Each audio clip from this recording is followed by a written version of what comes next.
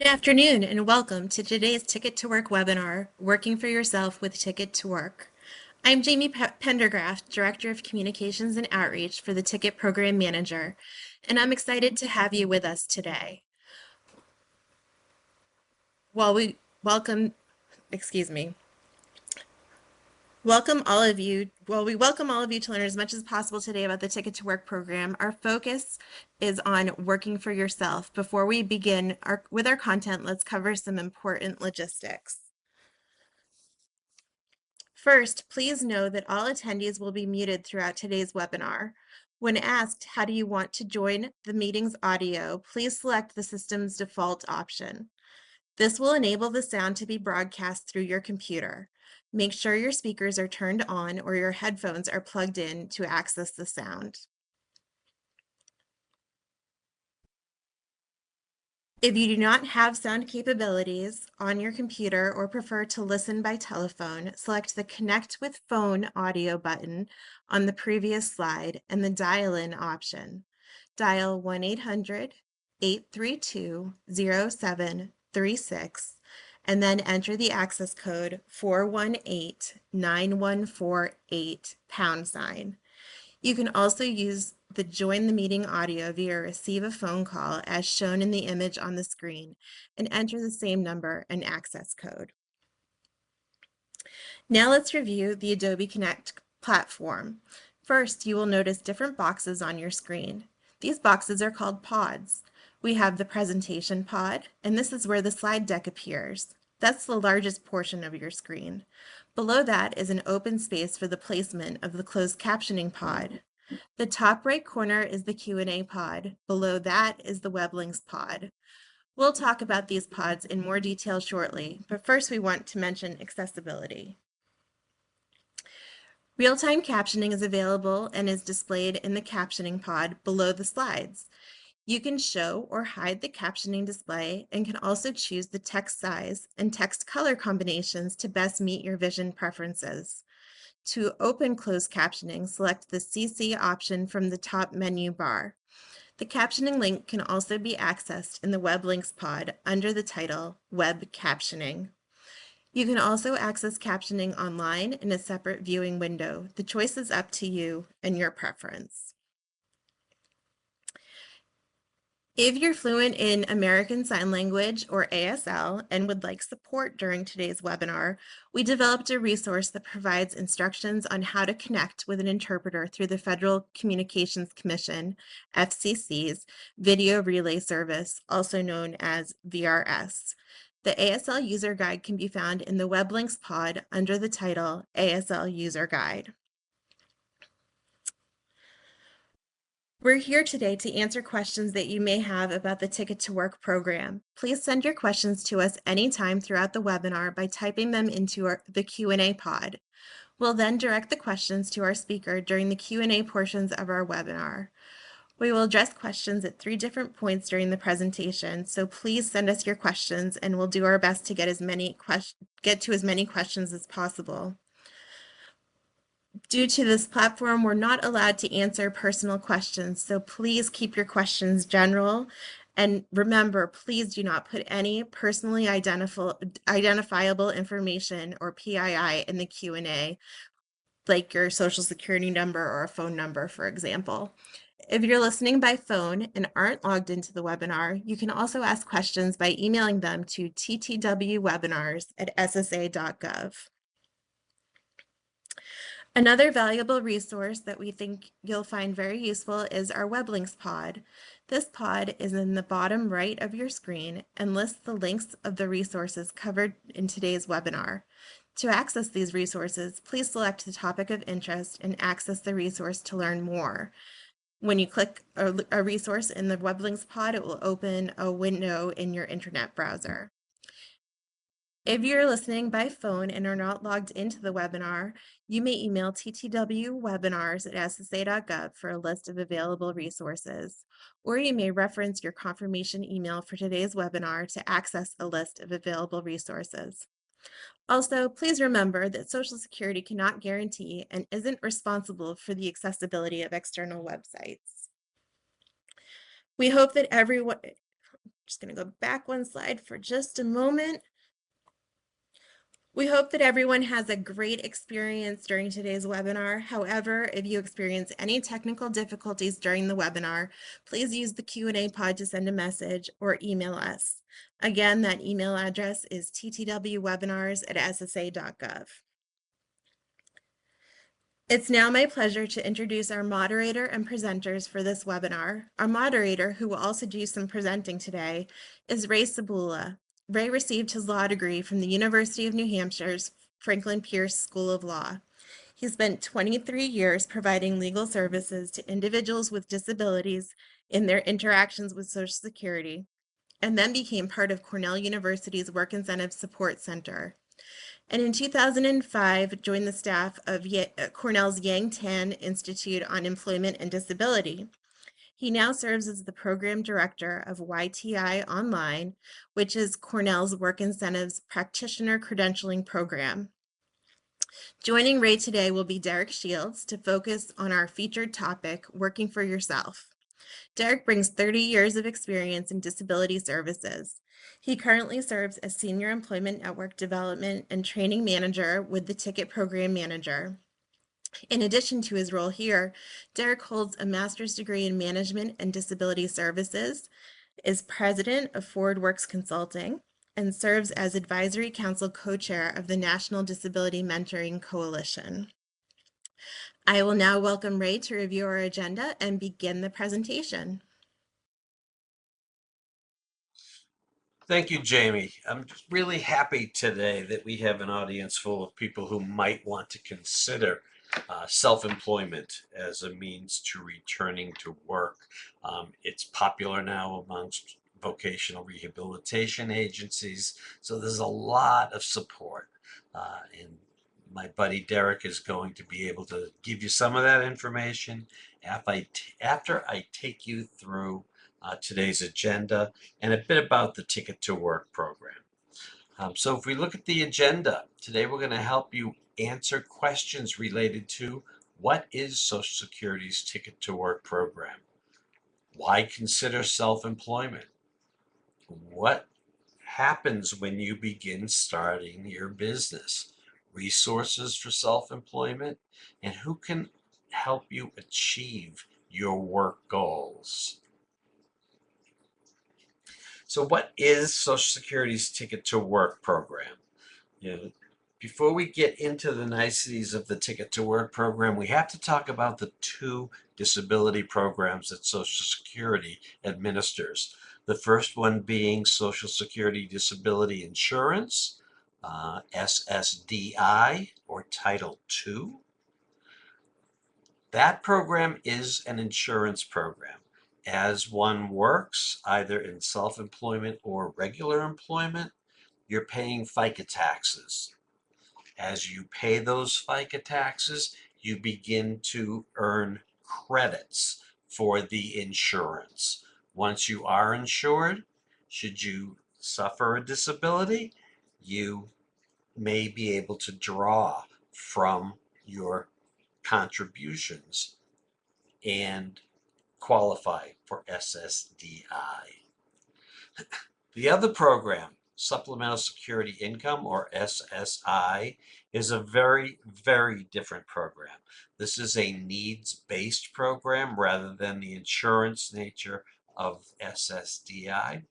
And because of that, we're looking at people's income and resources before they can qualify. They do have to have a disability, which is the same definition of disability used in the other program, and they have to have limited resources and income.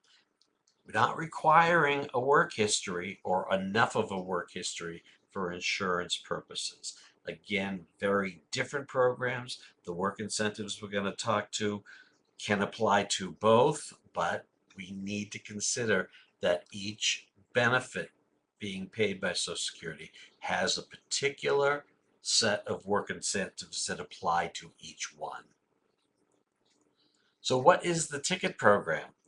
This ticket program is a free and voluntary service program of the Social Security Administration.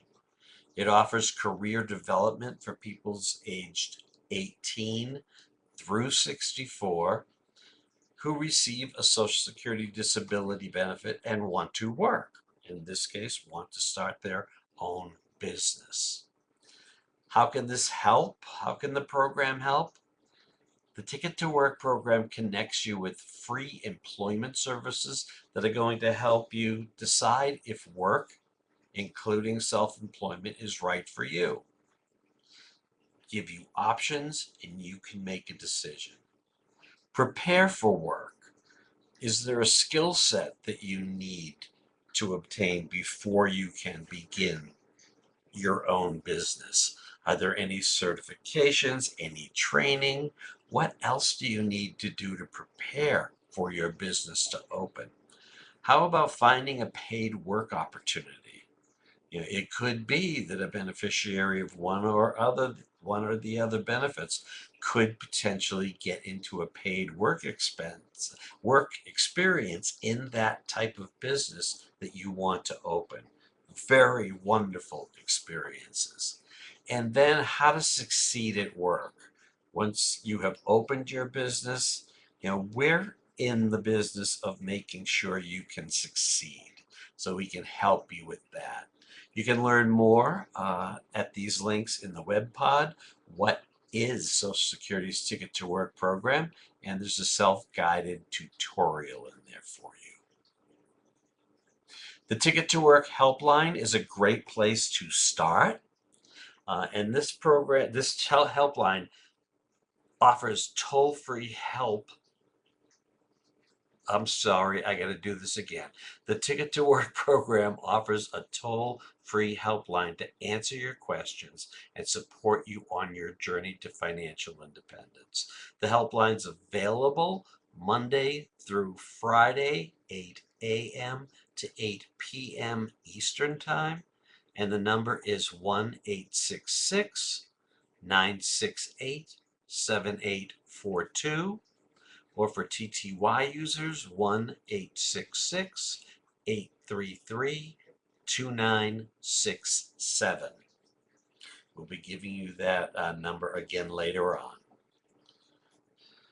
So, that being said, I am going to turn it over to my buddy Derek, who's going to take you through some of the niceties of your journey to self-employment. It's all yours, Derek. Ray, thank you so much for reviewing the Ticket to Work program and setting us up for today's session on working for yourself with the Ticket to Work. Appreciate you being with us, and I look forward to being back with you for our 2 Q&A sessions. But let's not get ahead of ourselves. Today, we are really addressing this notion of why consider self-employment. It is a question we hear often. Every month we have a work incentive seminar webinar, and in the chat, we always get this question: can the Ticket to Work program support me if I want to work for myself? And of course, the answer is yes. And Ray has indicated that there's a trend in this direction, and we look forward to exploring that content in ways that can help you make your informed choices. So with that, we will get started. What is self-employment? And you could have your own perspectives on this. And what we wanted to do was to help frame some common approaches to types of self-employment. And it is exactly what it sounds like, of course, working for yourself. But what that looks like does vary widely, depending on your goals and your skill sets and your preferences on how to approach this journey to work and to financial independence. Some people, of course, will choose that more traditional route of owning a business, that first one we have listed on the slide. And I think we could look at that as more of your classic entrepreneur type model, where you have a plan, you then implement that plan and build and run a company. However, there's a lot of different ways that also could use plans and could be self-employment. Independent consultants is a growing trend. You could hear this referred to as a few different ways: independent consultant, Some folks like to throw around IC, a short acronym there, or this could be a 1099 type contractor. The 1099 reference being an IRS 1099 form, and that's used to really gather payment information that typically isn't from a direct employer. So in that type of role, that independent consultant role, you could be part of a team or for a longer period of time, but you're not employed by the company. You've chosen to be self-employed and operate independently, but can perform those tasks and work for that client. And then we have the third one there, work as a freelancer. And that third variety involves moving from short-term projects, from one to another. And sometimes you might hear people refer to this as gig work or like a gig economy. And in some cases, that could be freelancing. It also could be an independent consultant approach too to short-term work. So there could be a blend. And I know a lot of people who do this kind of work because it fits more of a specialty area. For an example, I know graphic designers that can take on projects. We've been hearing a lot recently about logo redesigns, and the logo redesign is a short-term specialty project. So that's an example. Or you can think of like accessibility. You could have an accessibility expert come in, maybe a person with a disability that uses assistive technology, and they could do a test or an audit on a website and then help remediate the website to make that more accessible. So those are two examples.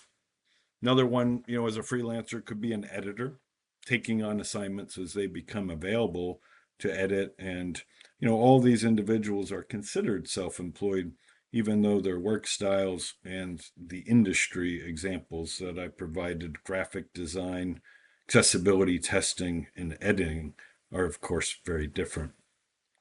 So while the paths of these three, owning a business, working as an independent consultant, or working as a freelancer, look different and sound different, they all fall into that same destination and path of self-employment. And it's about finding the right structure for you to help make you set forward on a path for success.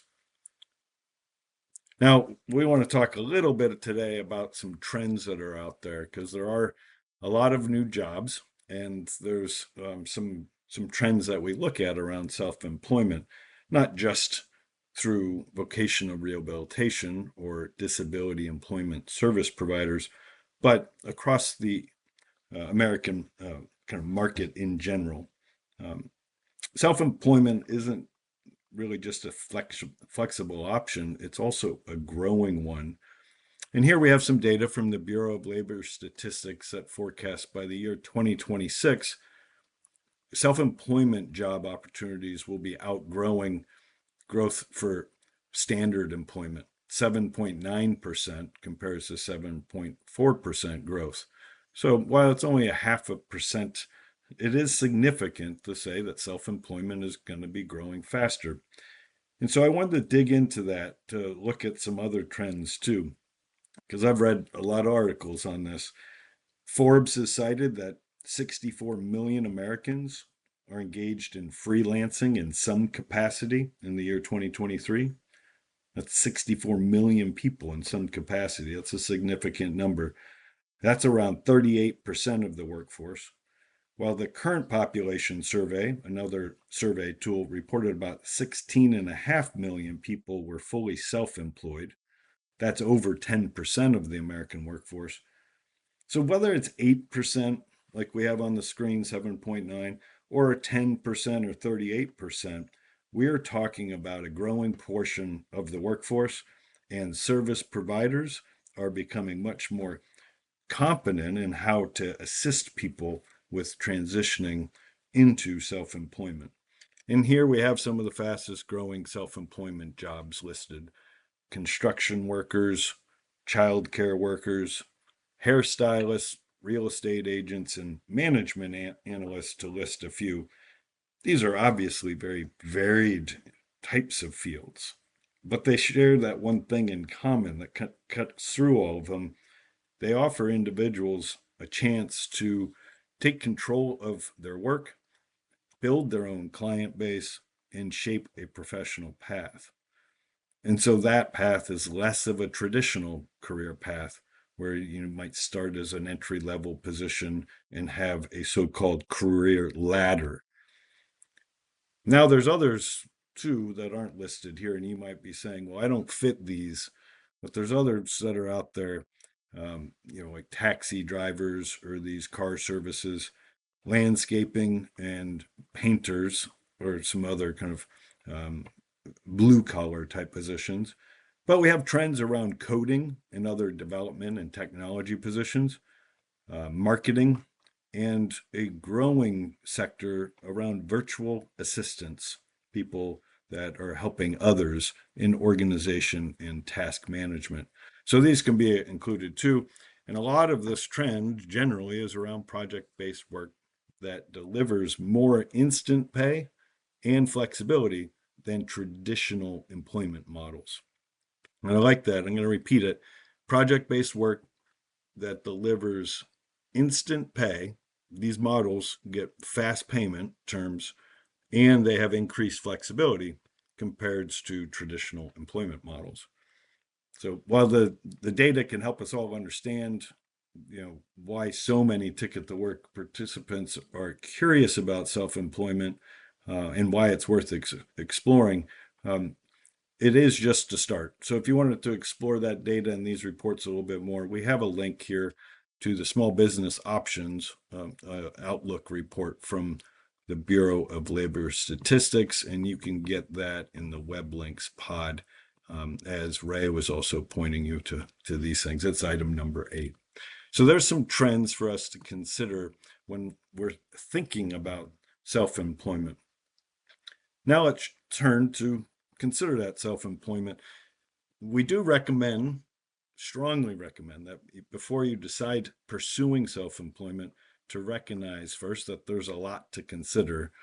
And so we're going to go through some pros and cons, and we're not here to discourage you.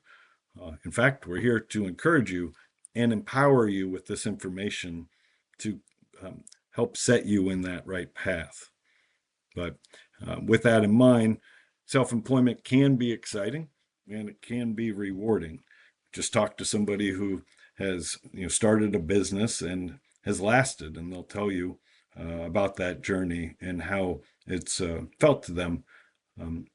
It does involve planning, learning a lot, and navigating a lot of complex decisions. Now that's that more traditional model. Perhaps it's a little less so for some freelancing models, or a little bit less so for some independent consulting models. But in all of this, it's understanding your approach, your structure for the business, and of course, managing finances, and considering how all that may impact your benefits, whether you're on SSDI or SSI, or potentially both. That's a lot, of course, to take in. And with this, it could become overwhelming. So thinking about that, let's begin looking at 7 of these key questions that we have listed to help you think through self-employment. First, this first bullet, what interests you? And this is key. Finding your passion for something that you can commit to that's built around a skill or a hobby. Could any of them become a business? And this is a path to look for a successful idea that can meet a real need in the community or in the market. So researching your community and market to, in effect, make your case. This is my skill, this is my passion, and is there anyone doing it or doing it in the way that I could deliver that product or service? Next, speaking of services, what will you offer, and who in that market is interested to potentially be your customer? For example, we talked about different fields. If you're a hairdresser, is there a demand in your area? Can you find a space geographically to locate where there isn't someone providing that service and help you schedule and target your customers. Then, of course, ask yourself, what does success look like? What will happen if it doesn't work out too? So success could be booking those clients and having a chair in a shared hairdresser store. But if I'm unable to do that, being in that shared store is decreasing my overhead cost. I'm not owning or leasing the entire space. I'm leasing a chair. And so that and I could be assisted in my marketing by the other hairdressers. And collectively, we could make a plan together.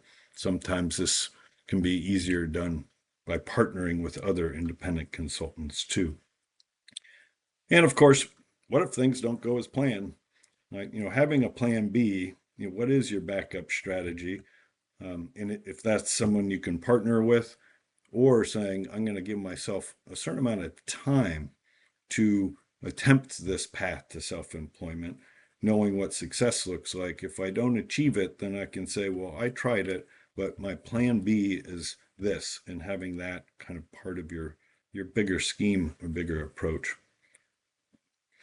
Are you ready? Do you have that business plan, or do we need to talk to somebody to create that business plan? And we'll talk about that in the next section. Of course, what will your expenses be? Do you have enough funding to get started and to stay afloat? If you have to go into a landscaping position, what are the required equipment pieces that you have? What do you have to procure? And how long will you have to potentially pay that back? So making a financial plan is so critical too, of course.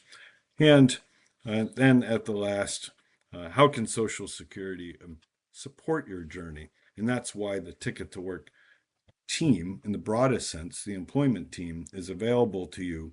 Those that are receiving SSDI and SSI and want to work can leverage those service provider team members and work incentives that we'll be discussing to assist in that journey.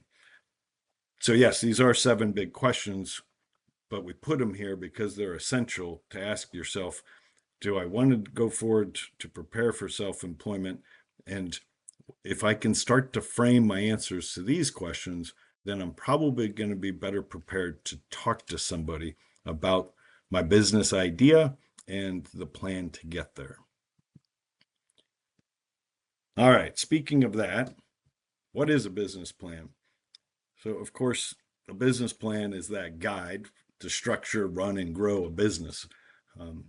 But it's also, if you're going into self-employment, it's also your personal plan to get from where you are to work, and meaningful work. If this is your own business, this is going to be something that you have a lot of thought and energy that goes into it that outlines those main elements of operations. So structurally, it would have a high-level summary, an overview of what the business plan will cover, but then inside of it, you could describe in a short, concise manner what the company's objective is, or what your independent consulting or freelancing services are, what your marketing and sales approach is, who you're targeting for clients, and then how we're going to communicate with those people to let them know what it is that you're doing. That financial projection, including a financial plan and a statement that provides that overview of your projected revenue compares to expenses. And I'll tell you, doing that a couple times, creating a business plan, but specifically the financial projections, that can be challenging if you haven't done it before. But the cool part about it is that there's a lot of resources to assist you. And there's a lot of people that have come before you that all that information and support becomes available to you. So while it might feel daunting, it's possible to get the help, and you can get the help with defining your idea and goals, estimating costs and profit, and creating the plan, that outreach plan to reach customers. So with this in mind, business plan is important. We'll talk about that with specific work incentives in a little bit. But with that in mind, let's turn now to look at some of those pros and cons I mentioned. The first part would, of course, be these pros or the benefits of self-employment. And we have listed here 5. And I'm going to go through them in order and add a couple of thoughts on them. But certainly the first one, it does come with a lot of benefits. Certainly, if you put in the work, self-employment has some clear benefits. And the first is that you're in charge. You can make your decisions and steer the business purpose, the services or products in the direction you want. That kind of control can be really empowering. If you've had a previous work experience where it's a more of a traditional model, you have a supervisor and you have a position description. All that construct is given to you and you operate in it. Self-employment becomes different. Your contract with the client or your purchase order with the client becomes that, but you can choose a lot of things, and the flexibility is because you're in control. You're also doing something you enjoy, and I think that's really important to consider, right? You like it and you're excited about it. That motivation will allow you to take each step through the business planning process, the business implementation process. And you're going to need that motivation because it at times might not be easy. Um, but that flexibility is one of the biggest perks, and you can set your own schedule.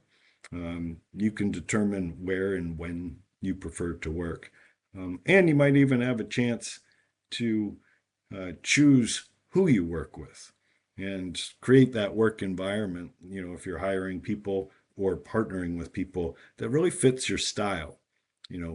Do their values and approach align with mine?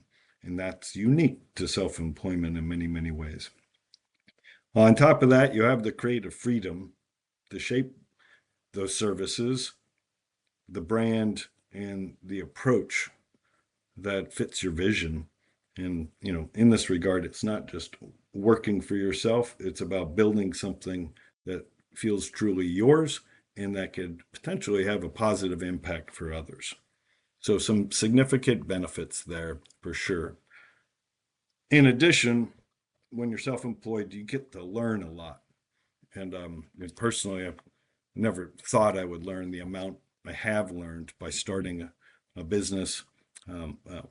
Starting several businesses, but over the years, starting organizations, I never thought that we would learn as much as we have to learn.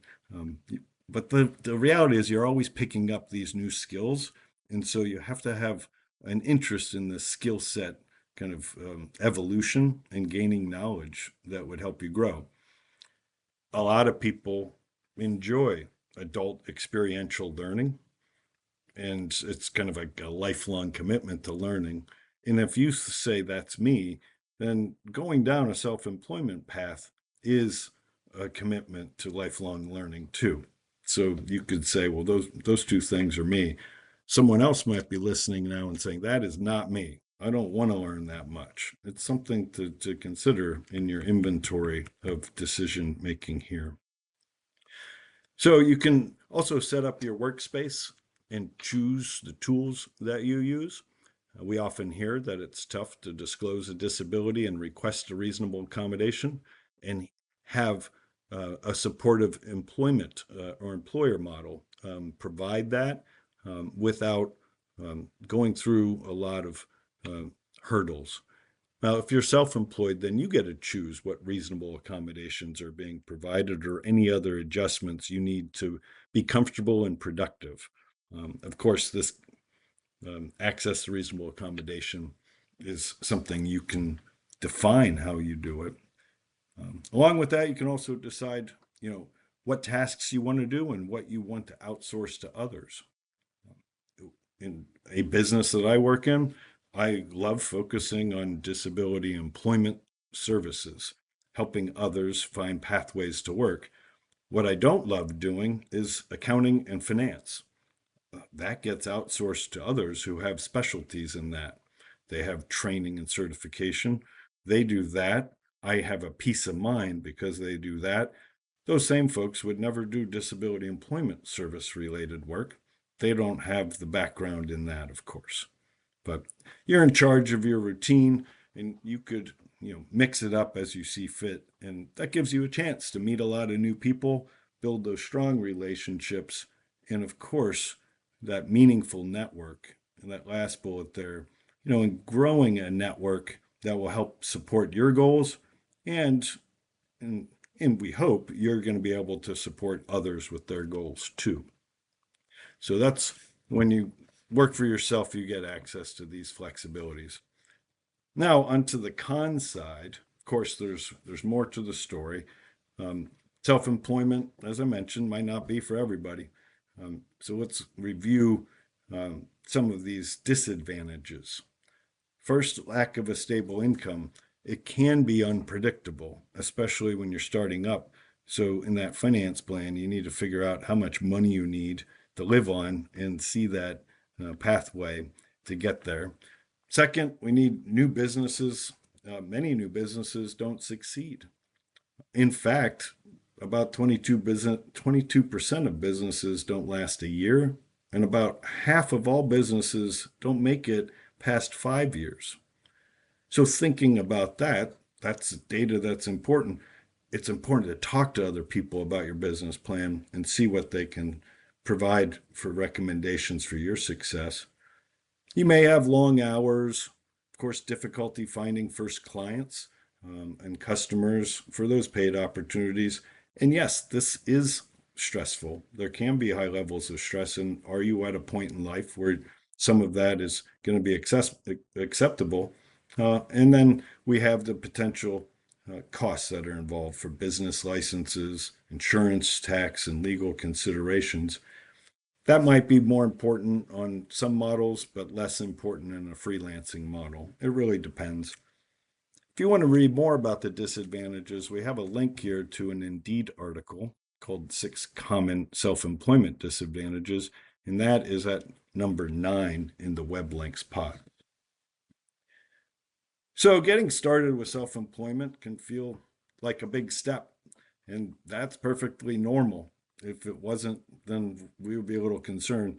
But to help you begin, we have 3 questions to think through. What kind of self-employment are you interested in? Are you planning to start a business, like as a freelancer or something else? What services or products will you offer? And where will you work? So these 3 questions you might have some answers to, or this could be the first time that you're considering them. Even though it's the first time, writing down some of your ideas will be a first step in shaping your plan. What kind of self-employment out of those options we talked about? What service or product will you offer? And where will you work? And that would be the first step in that business planning process.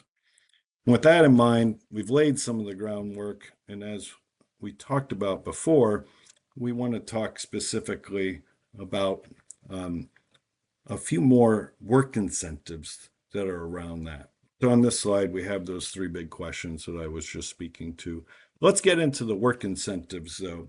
Social Security, of course, provides work incentives that are special rules or programs, kind of whatever approach you like to take, that support people with disabilities who are receiving benefits and want to work. These work incentives are really important, and Ray and I will talk about them in our Q&A, I'm sure. They're designed to make it easier to earn money while keeping your important benefits like healthcare, and in some cases, continuing to receive Social Security payments as you're working, receiving income, receiving your healthcare coverage, and continuing to receive Social Security payments. So they're designed to build a lot of flexibility for you. And we have a list here of some of the specific value. Receive training for new skills, improve the skills you already have, and then importantly, pursue needed education, training, or certification, depending upon your specific goals. Trying different jobs, including self-employment and starting that career, but most importantly, gaining confidence. The work incentives can give you a pathway that makes with flexibility, that should increase your confidence. And what we wanted to do today is to look at some specific work incentives around self-employment.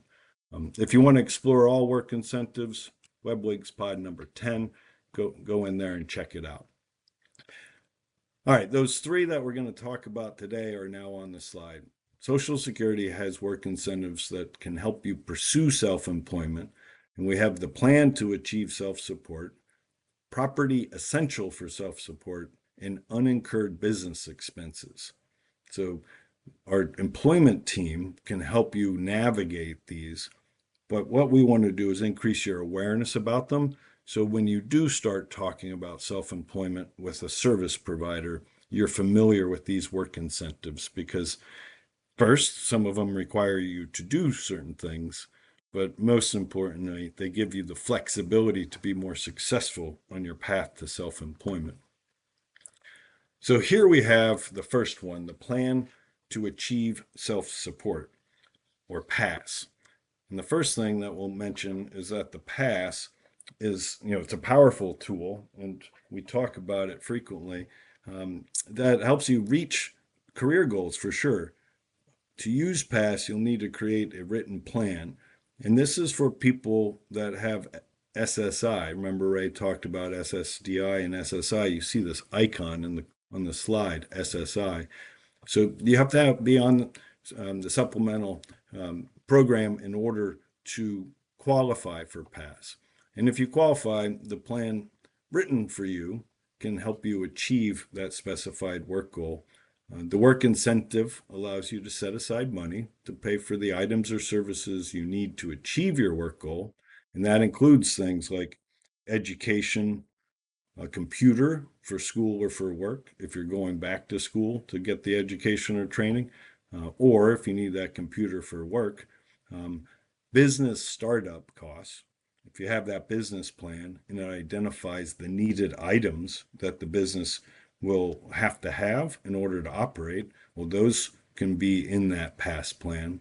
And we have a car, because you need transportation potentially to perform your duties of employment under that business or independent consulting model.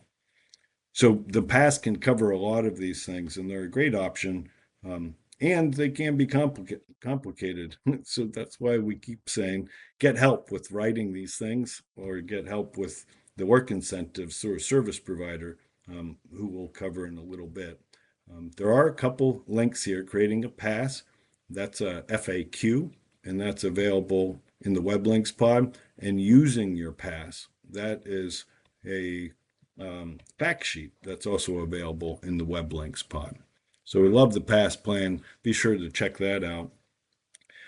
Now that we talked about that, let's talk about property essential to self-support. This is a second work incentive, or the PES. An incentive is available to individuals who receive SSI. Again, the SSI icon is on this slide.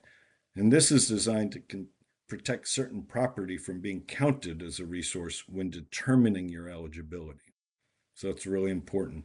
So, property from being counted, it can be left out as a resource when determining eligibility. Under PASS, Social Security will not count property that you use to earn income. And if this is a self-employment model and that property is involved, then let's say you have a farm, or you have a hairdresser, a beauty salon, that could also include the tools or the equipment for work. It could even include government permits, that third bullet there, things like something that you need to produce income if you were into fishing, a commercial fishing permit. So all of those could be included with the PASS. It's also important to remember, when you do all this, the importance of banking. So your business bank account is also excluded from resource limits. So when we talk about the PASS or the PES, you have to start thinking about, well, I have my personal banking, but I also need to have separate business banking, because we want to make sure that these resources and finances are clearly separated. All right, and the last one that we're going to talk about is the unincurred business expense. This is the third work incentive. And this one is for SSDI recipients, and you'll see that icon on the upper right. If your earnings from work go above the substantial gainful activity threshold, that's that set monthly amount, Social Security may consider that you're no longer disabled under their rules. Um, but it's not about total income. It's specifically about how much you earn from work activity. And that's where this business expense comes in. They help lower the amounts of earning Social Security counts towards that substantial gainful activity, even if you didn't pay for the expenses yourself. So, for an example, if you need a computer to run your business and you access that computer through the state vocational rehabilitation agency, they pay for it. Well, Social Security will treat that computer as a business expense. So if you had, let's say, $1,300 in income, but that VR provided computer was $300, well, that would be subtracted. So $1,300 actually becomes $1,000. So that's how Social Security would treat that. So this incentive can really make a big difference in how earnings are viewed, especially in the early stages of self-employment. So something to think about. All right, and now we have one last slide, and then we're going to get Ray back in here and have a conversation. The last slide is something that's really important too, and it's working your network. We've talked about different types of self-employment. We've talked about the benefits and some disadvantages, and then we went through the important work incentives that you can use and business planning. Well, now we have to figure out, well, how are the people that I'm connected with or could be connected with help me achieve my self-employment goals? And networking can give you an opportunity to access and tap talent. One way is through finding a mentor. I mentioned my weakness was around accounting and finance. Well, I've always had a mentor in that area who's given me good advice and guidance on must-haves and should-haves in other areas where they can say, Derek, don't worry about that as much. Outsource this too. So that's something that you can consider. Would you be able to find a mentor to help you in your business planning and implementation model? And you can, of course, do networking virtually on a platform like LinkedIn, or hit up an event in a community like a meetup to find people. Finding someone who has started a small business prior, or has been an independent consultant, this is a great idea. Perhaps more of a peer mentor in that way, getting their advice, but then you can also be sharing some advice back in return to assist each other. And the last idea in networking here is an idea around tapping people that you know, friends and family, of course. Um, Normally, we run out of those folks, right? We only have so many close family members and we only have so many friends. And I wouldn't discourage you after that happens. What we do know in networking is that we get the most from the weakest ties we have in our relationships. So if you're meeting somebody you don't know yet and it feels uncomfortable, in fact, research on networking says lean into that. You're more likely to make a new relationship that would have better work outcomes for you than those with the family or the friends. So keep that in mind. Weak ties can help you in your networking as you go through the idea of planning to launch a business or become an independent consultant or a freelancer. Well, Ray, we've gone through quite a bit. I wanted to bring you back in. We're at our first Q&A. Thank you, Derek. Thanks for sharing a lot of information. And I think looking at the disadvantages as well as the advantages is very important because we need to know our tolerance for such things as risk taking and failure in this. But got a lot of information, and from what you said about statistics, it still looks like a good gamble. So we do have lots of questions, and there is a group of people who has asked similar questions, but I'm going to read one to you. I really like the idea of self-employment, but before I jump into starting my own business, will I lose my health care? Derek, yeah, thanks, Ray. As you know, that's one of the most asked questions we receive. Um, maybe today it's around self-employment, but it's always around, will I lose my health care? It's so important to know that healthcare is one of the most protected benefits under Social Security's rules and programs. Those work incentives are there to really help protect healthcare access. And that could be whether you're on SSI with Medicaid or if you have SSDI with Medicare. And it's difficult to lose your coverage um, just because you're working and your income increases, and just because it's self employment and your income increases. So keep that in mind first. It's one of the largest myths that we have, and for literally generational now, we're trying to dispel that myth. That said, as your earnings do grow, you might be responsible for paying premiums at some point. But that is the goal. I think, especially if we think about starting a business, that at first you're going to leverage work incentives. They're going to give you the flexibility to potentially draw down that total income number for a period of time that lets you transition in. But we want you to be successful.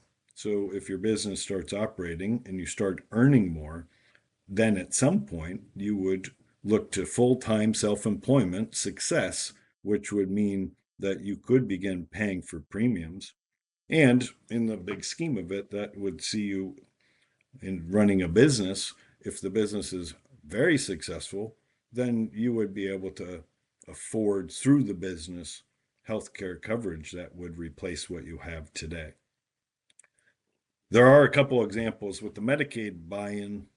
Of course, that allows people to lose their SSI benefits due to that work income to keep Medicaid by paying the monthly premium. You could do that. And then with Medicare, that's on the SSDI side, there's another work incentive. We didn't get into it today, but the extended period of eligibility. And that can last up to 7.5 years after your trial work period ends. So if you're just starting out and you have your trial work period and you put that together with the 7.5 year access to Medicare, we are not losing healthcare anytime soon. You have access to that for a very long time. And if your business makes it over 5 years, you're more likely in that situation to be able to continue and figure out a new healthcare solution. So something really important there. Um, you know, a last note there, if you're not receiving the benefit, the Social Security isn't going to automatically deduct your premium, so you'll need to pay them out of pocket. And I think, this starts to get a little complicated. What we encourage you to do is not try to learn all that on your own, but work with a service provider who could advise you on how to make sure that healthcare isn't vanishing and you're not surprised by something. Okay, thank you. Thank you for that great information. I just wanted to echo Derek's remarks about work incentives. Yeah, these programs are going to protect your health care because you are a recipient who is working. They're not available to people who remain on benefits and don't give any of this a shot. But as Derek said, it's tough to lose your health care. We do have another question. If my sister helps me design a website for my business and doesn't charge me for her time or expertise, would that be an unincurred business expense? This is Derek again. That's a really good question. And, I'll start an answer, Ray, and I'll ask you maybe to chime in too there. Technically, it doesn't count as an unincurred business expense. I use that model of buying the computer. Um, this is more of like outsourcing, a design, but there's no charge. So it would go under something that's labeled unpaid help. And so then you have to go down a pathway of determining that unpaid help value. And so, that's an assessment of the type of work she did, designing the site, maybe the communications and handling any inquiries, but then researching what's a typical rate that somebody in that area would be paid. So let's say that rate is a nice graphic designer rate for $20 an hour. You would have to multiply that by the total hours that she tracked and contributed, and then that can be used as a deduction from your income. So it's not an unincurred business expense, but it shows you that there's one other way outside of that that you can also deduct services that were provided from your income. And it seems like when you start building all of that as your toolkit, you could draw your income down through unincurred business expense and that unpaid help. Ray, when I say that example, is there anything that you would want to tag on to that from your career? Yeah, I think that's a great example, and I may use it to update my old examples. It's more up to date with the times. But I think that graphic designer, could become a business lifelong unpaid help. If your sister's there to continue to run interference, if there's a glitch on your website, or if it's got to be updated when new products come in that you're selling, and just the maintenance of it, could be a continuous unpaid, uh, God, what am I talking about? Yeah, an unpaid help situation. So it's a really good example. Yeah, and it also gives you the distinction between the unincurred business expense and the unpaid help. So if your sister's nice in this case, this could last a long time.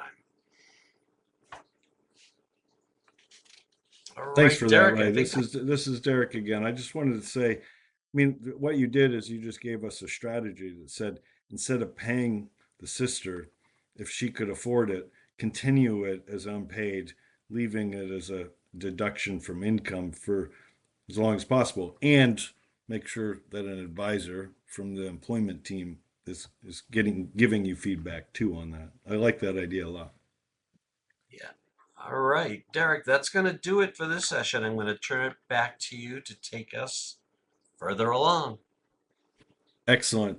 And thank you everyone for submitting your questions. Ray and I will be back for a second Q&A, so we encourage you to continue submitting. And we have 10 minutes set up for the next session, and we look forward to addressing those.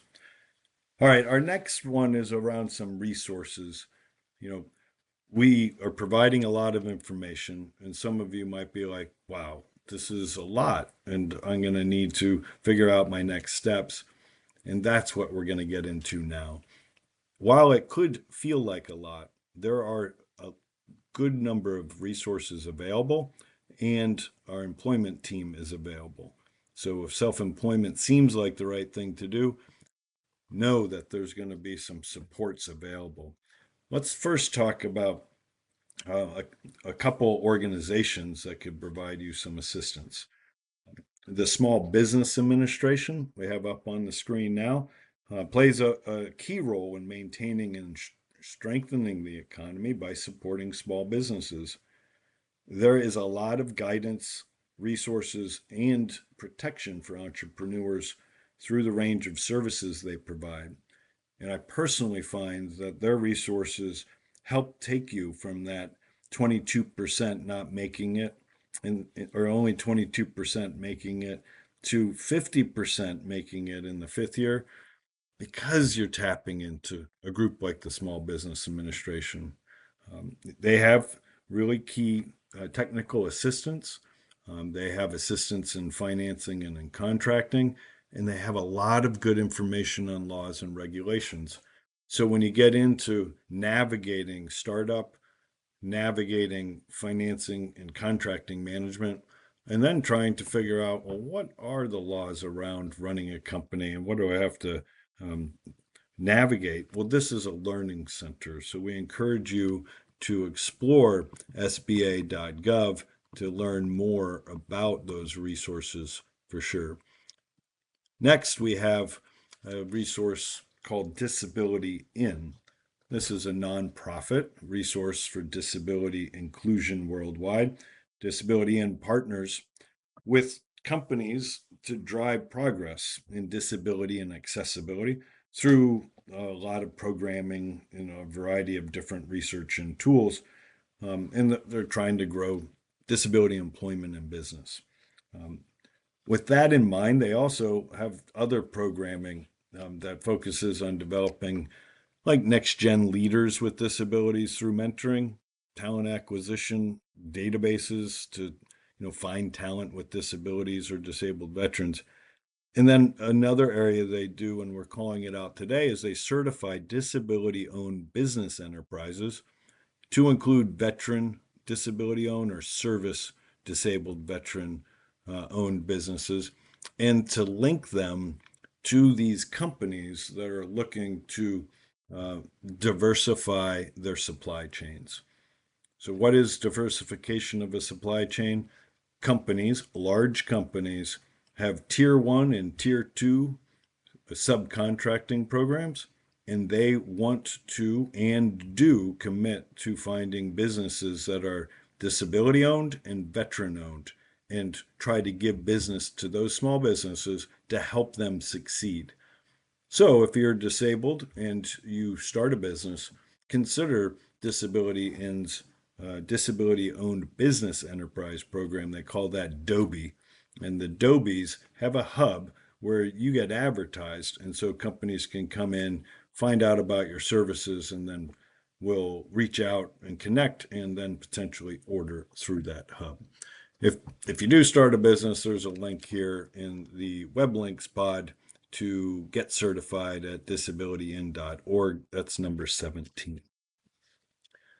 All right, so the SBA and Disability In. I also mentioned that Ticket to Work published a blog today that has 6 key characteristics for working for yourself. And one of those leads to more resources like the National Disability Institute's Small Business Hub is listed in there too.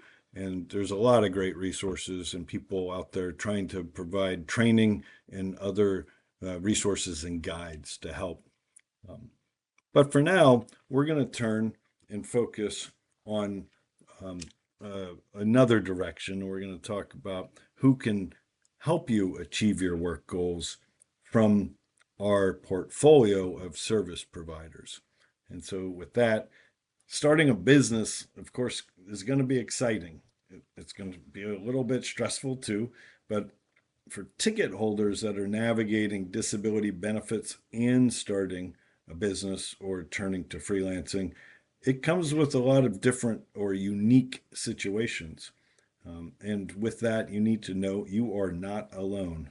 We have a team of professionals and organizations that Social Security has brought together to help you turn from your self employment goals or the thinking that you have right now into reality.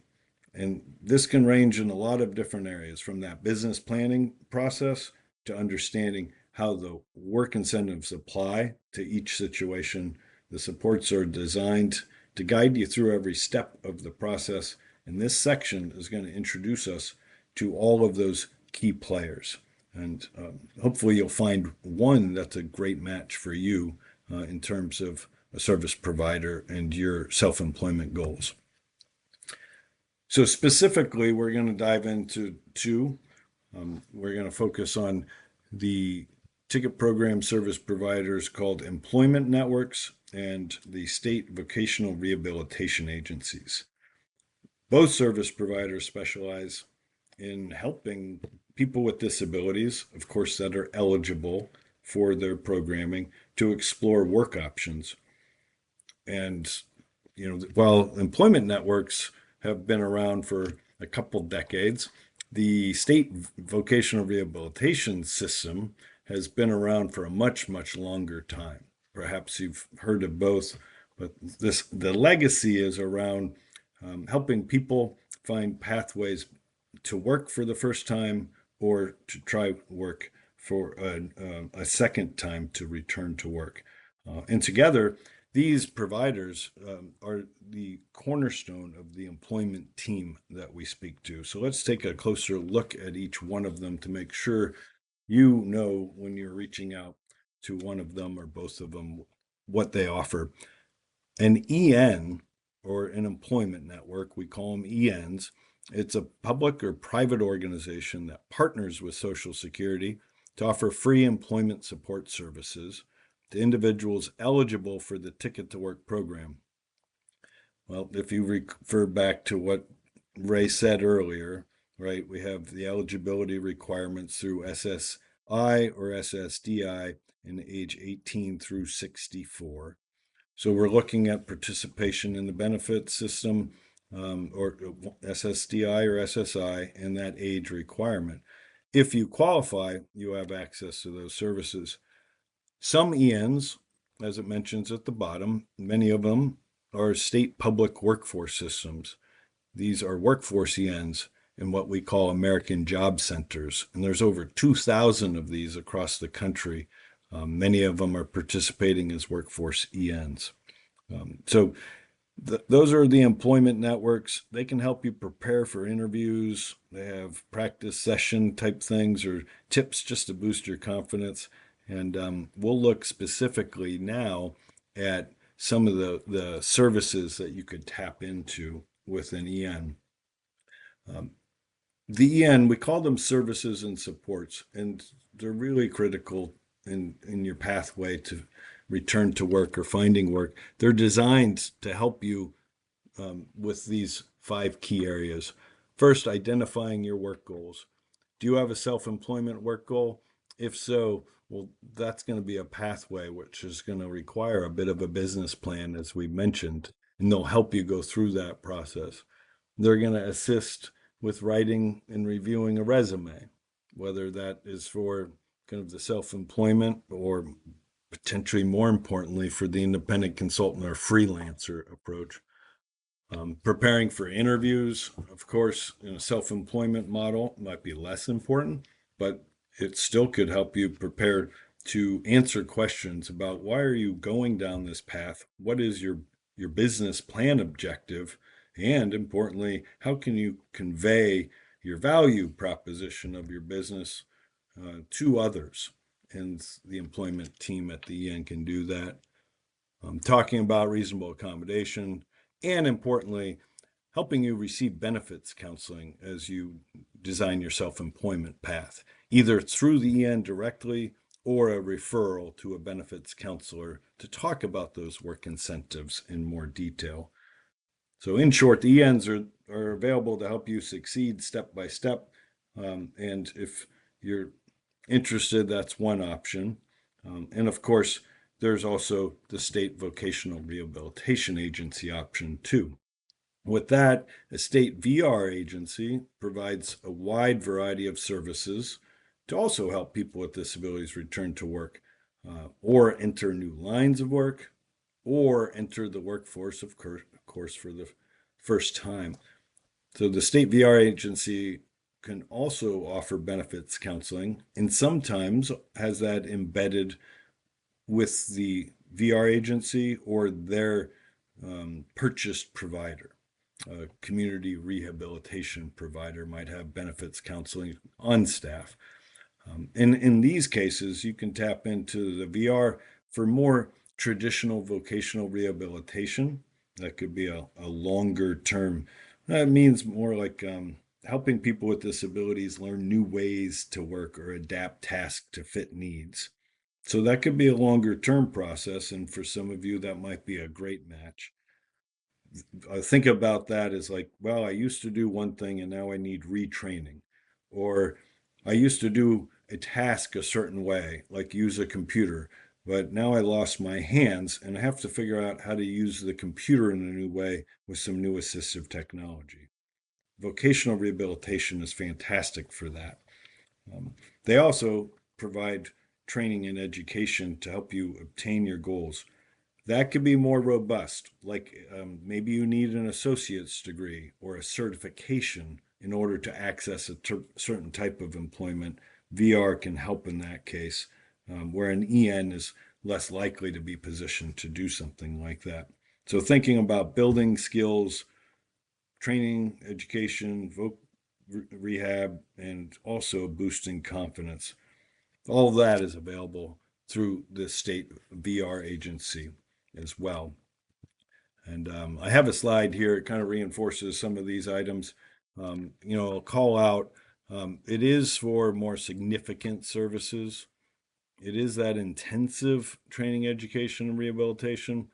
And they could do career counseling and job placement assistance. So that might allow you to transition into a job. But in some cases, you might want to talk to a VR and to an EN. The key there is if you're working with a VR and you are a Ticket to Work participant, then they could help you, and then you would close your case with them, and then your ticket could be assigned over to an employment network, potentially for ongoing job retention services. So the two can partner. So you might be eligible for both, and we would encourage you to explore what both have to offer for sure. How can these service providers or your employment team help specifically with your self-employment goals is what this all leads to. And in this area, we like you to think about how ENs and VRs can help with the things that we've been talking about. Help writing your business plan, identifying funding sources.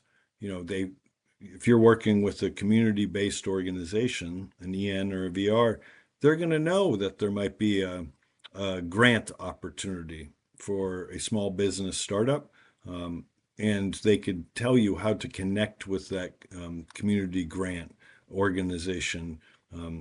They, of course, have relationships with businesses in their community. That's the nature of their work. They liaison with businesses and other employment providers. So they could find you a mentor as well. Maybe somebody that has gone before or somebody that cares to give back to the community. They also have the ability to access that training or certification, as we talked about, which might be needed in order to start your business. And of course, helping you understand the work incentives like the pass and the business expenses, along with that unpaid help example that we had asked earlier too, of course. And last, identifying reasonable accommodations. If it is self-employment, it's going to be less about how do you ask for a reasonable accommodation. It's going to be more about, well, these are the types of activities or tasks that I have to do in the daily business that of my startup or my freelancing work. And they're going to be able to explore what types of reasonable accommodations will help you be successful with those tasks. So this is a good list of why you should, if you're considering self-employment, contact an EN or a VR. And we have a little qualifier and not all providers offer the same services. And that's, of course, the case with a lot of things. But in this case, you could do some research about which providers seem like the right thing and then see if they have the services and supports that match your needs. So a couple different options there. And when you go to do that research, of course, this is where, Ray was saying how to get started. We want to encourage you to contact us to find the service provider that is the right match. And in this case, we have a couple options. The first one listed here is that Ticket to Work helpline that Ray mentioned earlier. And you can reach out to the agents at the Ticket to Work helpline by calling 1-866-968-7842, or we have a TTY line for individuals who are deaf, hard of hearing, or have speech-related disabilities. The TTY line is 1-866-833-2967. By calling the helpline, you can request a list of service providers. You can talk to them about, I'm in this community and I'm interested in self-employment or traditional, depending on what your personal goals are. And I'm looking for a list of providers. I've heard about ENs. I want a list of those. And I also want to know about my VR options. and talk to the beneficiary support specialists at the helpline. They'll help generate that list and get it to you. Then you could do some research. You could go to those service provider websites and look at what they offer. You can call them up or email them and get some information that helps you decide, well, what's the right one for me? You can also, the second option here is going to the Choose Work Find Help page.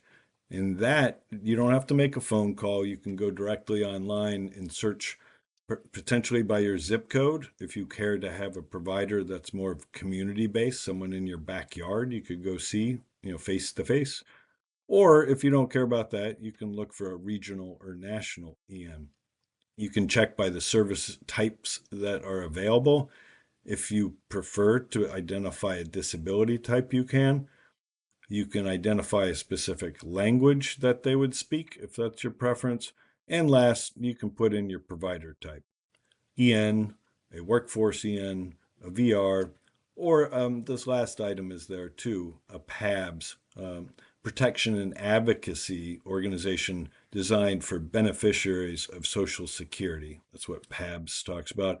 And as Ray says, that's the legal wing of the program. So if you ever have any legal issues, you could reach out to the PABS through the Find Help page is how you find them. If you want to go to that Choose Work webpage, it's at number 18 in the web links pod, and you could choose. So as we like to say, it doesn't matter how you start. If you're going to choose to start on a path to self-employment, we encourage you to reach out to the Ticket to Work helpline or go to the Find Help page to find a service provider of your choosing. And with that, it looks like we're back to our second Q&A, and I would love to have Ray rejoin me. All right, Derek, thank you again for sharing a ton of information that people are going to have to consider if they're going to begin their journey to self-employment. We do have a bunch of questions for you.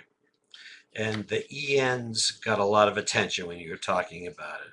So how can an employment network help me start a business? This is Derek. Yeah, thanks for the question, and it's really pointed there. So I was talking around it a little bit, but I'll try to get a little bit more specific. In the Ticket to Work program, an employment network will work with you. If you choose that employment network for your provider and they say, yeah, we're a good match, they'll do an intake, but then there's an opportunity to create something called an individualized work plan. This is what your short and mid-range and long-term goals are, and then the services and supports that you two, the EN and you, will agree upon that they're going to provide to you. It's a bit of a contract between you and the EN. Like, here's our goal, and if we can help you go through this path from short to midterm to long-term goals, that it should reflect a bit of the entrepreneurial vision that you have for self-employment.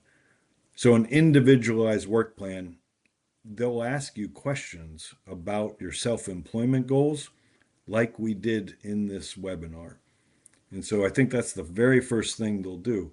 By filling out that plan, we call it an IWP, they're going to help you think through your self-employment or your launch goals. If you're going to launch a business and run it, that will help you turn from startup to financial independence, which means full-time work, receiving income in a recurring manner that allows you to have financial independence. So I think that's key number one.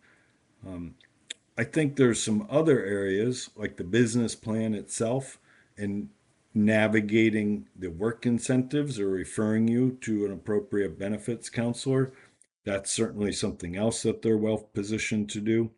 Um, and then they also have the ability to walk through kind of elements of the business plan.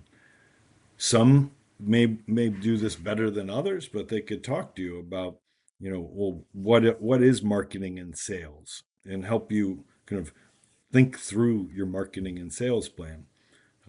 Others could talk to you about, well, what's your income plan and what's your financial management kind of outlook, and how is that um, you know, being communicated.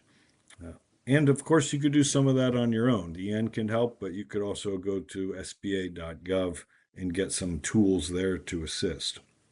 Um, we talked about reasonable accommodations a little bit. They could help you figure out what reasonable accommodations might be needed to be a freelancer, to own your own business.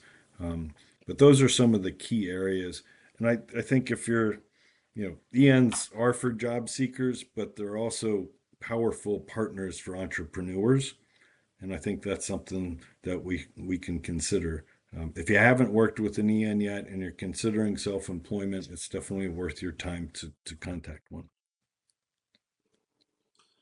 Okay, thank you, Derek. Another question uh, concerns the ticket program.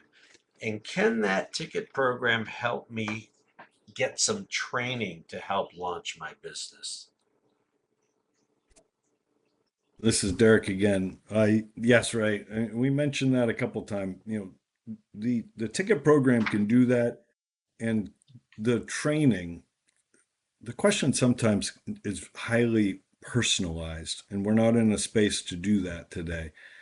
But ENs and VRs, as I mentioned, can both help. They can help with skills training, more formal education and certification requirements. But all that's possible. And that's because the program's goal is to support you on your path. And if self employment is a fully supported option, then we understand if you haven't been self employed, there's going to be learning and education that's needed. And so both the ENs and the VRs can help you do that. Okay, thank you. This is my favorite part of the Social Security website, so I have to ask you this question. How do I find a service provider who specializes in self-employment? This is Derek again. Yeah, that's interesting. You know, the find help tool that I talked about on choosework.ssa.gov, if you go to choosework.ssa.gov, you'll find an option, find help. If you type the whole thing in, it's choosework.ssa.gov/find help. That's the directory. And one of the services that's offered is a filter. It includes self employment. So you can go through there and put in, if you like, a zip code. But I would encourage you to start by putting in self employment and doing a filter there. And then you're going to get some ENs that have indicated that they specialize in self employment. I'd also encourage you to remember, the ENs and the other service providers that are in there. Every couple of years, we encourage them to update their find help entries. But as we see the trends in self-employment happening, it's possible that some ENs do provide self-employment services support and they haven't added it yet. Again, we'll continue encouraging them. But if you like an EN, it might be worth reaching out and asking them too. And you could do that through the Ticket to Work helpline. And I know Ray's going to mention that telephone number one more time before we wrap up. But I'd encourage you to start, if you like computers and doing online research, use the Find Help tool. There's two different ways of using that. You could use the guided search feature that allows you to answer questions. Or if you prefer, like I mentioned, go after that self employment service type. That's called direct search. And you put in exactly what you want, select self employment, you'll get the list. Send them an email or call them and ask a few questions. You're going to find the right fit for you. And then, they can help you on your self employment planning process. Okay, Derek, can I add one thing to that? Um, the search that's going to result from doing what Derek just talked about might give you 3 or 4 different employment networks. And that's a good thing, because you've limited it to 4 entities who can help you talk about self-employment. The ticket also allows you to call all 4 of them, and compare, contrast services, even the methods of communication. And then you're basically interviewing each one of them to determine who is going to be that perfect fit for you. All right, we have another one, Derek. I've never had a job. Can the Ticket to Work program help me? This is Derek. Yes, is the answer. And somebody might be attending this today that's thinking about self-employment or more just gathering information about any kind of employment. And that if you are receiving SSDI or SSI and have never worked, we encourage you to explore using the ticket program to help you find your first job.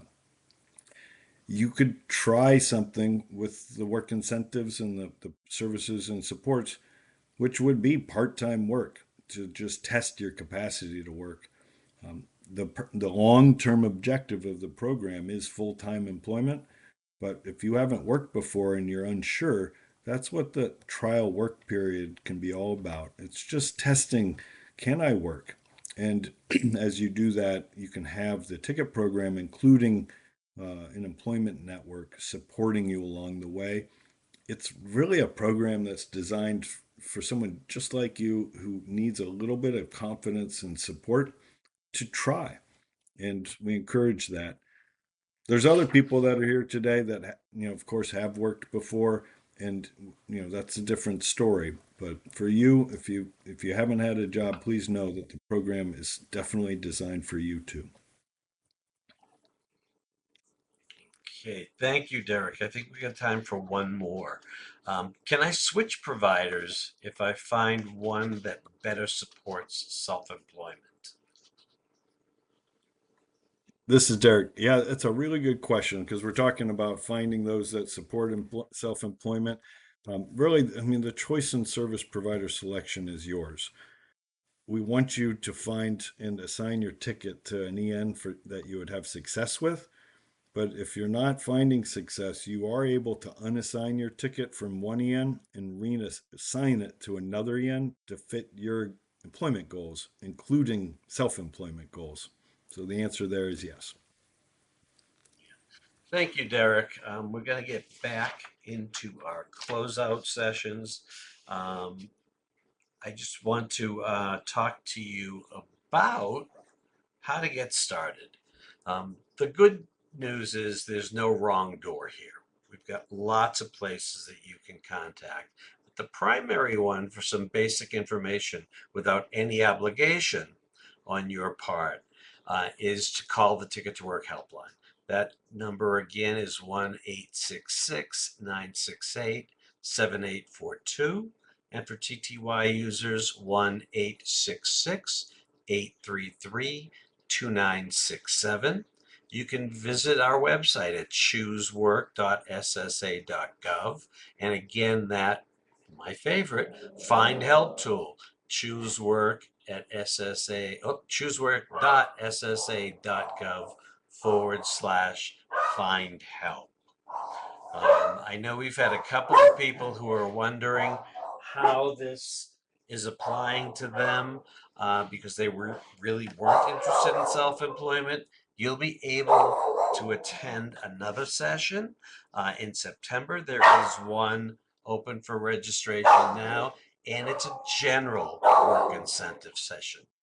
Okay, and in September, here is that slide. Join us for the next webinar at WISE, debunking the 3 biggest myths about disability benefits and work. It's going to be on September 17th from 3 p.m. to 4:30 p.m. Eastern Time. You can register online or call 1-866-968-7842, or for TTY users, 1-866-833-2967. And that's going to do it for us today. Thank you, Derek, for being with us. Thank you, Jamie, for getting us all started. And we hope to see you at another WISE in the future. Take care, everyone.